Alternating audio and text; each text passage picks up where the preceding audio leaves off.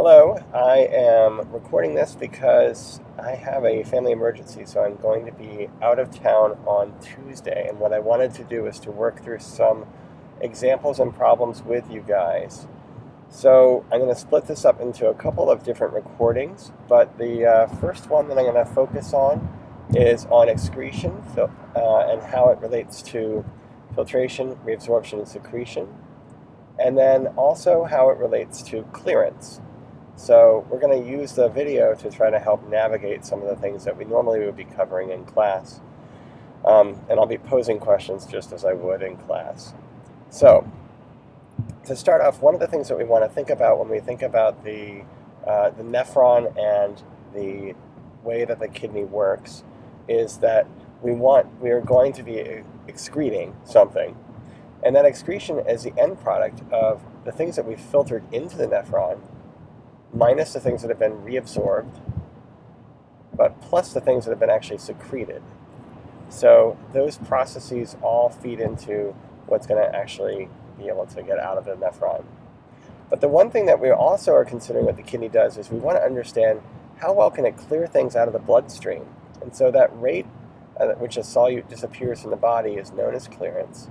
And so that clearance rate is affected by excretion, how fast you can actually excrete stuff, by how much that you actually have in the first place in the plasma.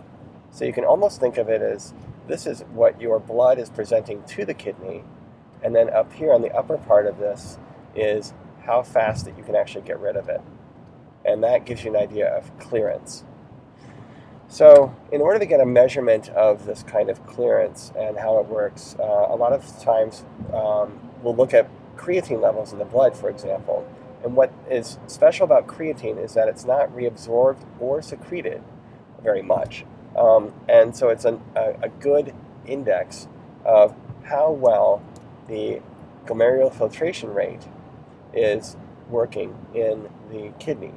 So because the filtration is the only thing that's left. When we think about creatine being excreted, since we're saying that reabsorption is that creatine is not reabsorbed, nor is it secreted, then the only thing that's really left factoring into its excretion is the filtration rate and the amount of filtration that you have. So this is a nice index of it. You can use another substance called inulin, which is a plant-based substance, to actually get a more accurate reading of it. But this one's pretty close and a good one to use.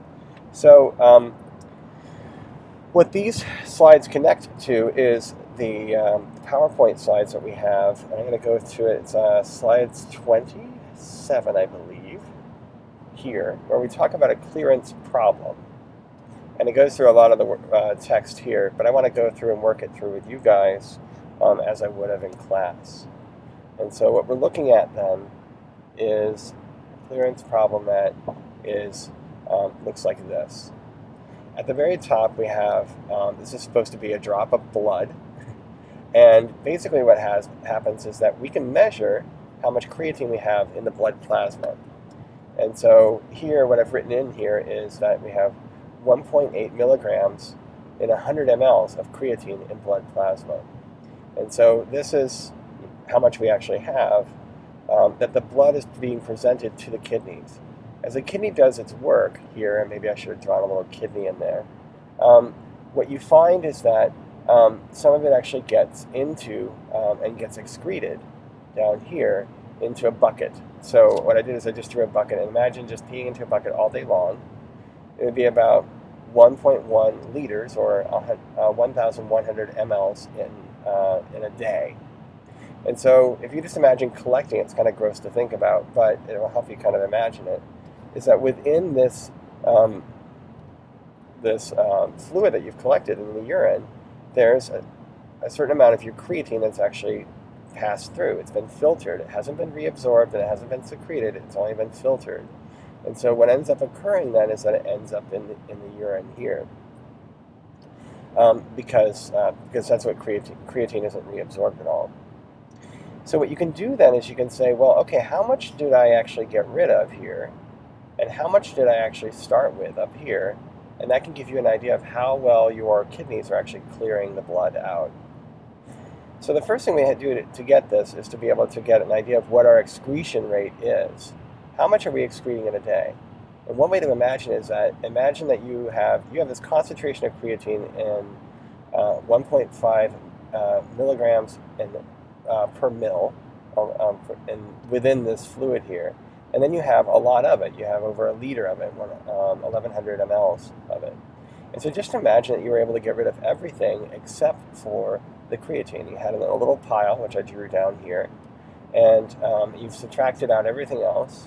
And you're just wondering, what is that total mass of the creatine that I had that was floating around in that liquid? And so that's the calculation that you can use to get that is shown over here where I'm circling. And what we have is that the urine creatine concentration is right here, 1.5 milligrams per mil. And then our volume of urine per day is shown right here. And so that allows us to say that we have this little pile of 1,650 milligrams per day of creatine that would be in this bucket. So now we know our excretion rate of creatine. And now we can make that connection to what our plasma is that we originally started off with, our plasma concentration. And so that's what's being shown in terms of clearance rate. Our excretion rate over our plasma concentration. So what we have then is our excretion rate, which we calculated 1650 milligrams per day, and then divided by our plasma concentration, which you remember is 1.8 milligrams per 100 mLs. Well, when you set that up with the 1.8 milligrams on the bottom and the 100 mLs at the top, and then you can solve it to get 92,000 mLs per day, which is the same as 92 liters per day. So this is how we can actually set up the level of and calculate creatine levels. Okay, fine. So the next thing that we want to do is to try to put this and think about substances other than creatine, ones which might actually be reabsorbed or secreted. So if we're assuming that the creatine excretion rate or clearance rate is basically equal to our glomerular filtration rate, then we think, okay, our glomerular filtration rate is around 92 liters per day. That's a lot to filter out per day. But if we have something else, if we track something else that's in our blood and then also in our urine, what would happen? What would it look like if we had a lower excretion rate? Then would it mean that it's being reabsorbed or secreted or excreted, and then I put in some silly ones, recreation and filtration here. But what's the likely reason for it being less than the clearance rate of another substance being less than the glomerular filtration rate or the clearance rate? So just to make sure this question's framed well for you, what I'm asking you is, here's what we have for creatine, and here's what we have in the bucket. And this is what the kidney will do when it's just filtering. So if you have reabsorption or if you have secretion here that pulls things away so that it isn't actually being, or if you have reabsorption which pulls things away and keeps them in the blood, then that's one thing.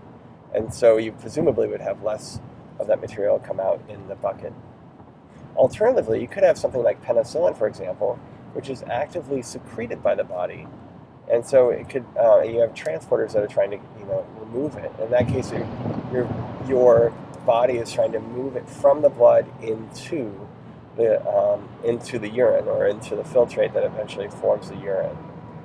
So that's what we're looking at when we're looking at this kind of action. So that's what the question is asking you. If you have less of excretion rate than 92 liters per day, what's happening? Are you having reabsorption? Are you having secretion? And it's the best answer out of these. So give yourself a second and think about that. Okay, I'm going to assume if you hit pause, then you had a chance to think about it. If you haven't, do so. Work it through as best you can. And now what I want you to do is to go through. The best answer out of this is really reabsorption. And the other things could happen, but really why you would have less than your clearance rate would be less than the glomerular filtration rate is because of this reabsorption. And what you can do is think about what clearance is. A clearance rate is equal to how fast you excrete over your blood plasma concentration of something. And if you remember, excretion, as we talked about on the previous page, is equal to our filtration minus what we reabsorb plus what we secrete.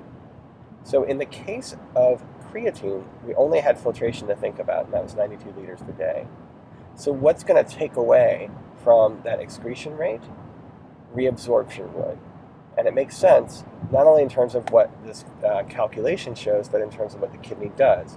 It's taking it from that, reabsorption is taking something from that nephron fluid and bringing it back into the body to keep it, to reabsorb it. All right. So with that, I'm going to pause or stop, and we'll talk about this slide in the next video.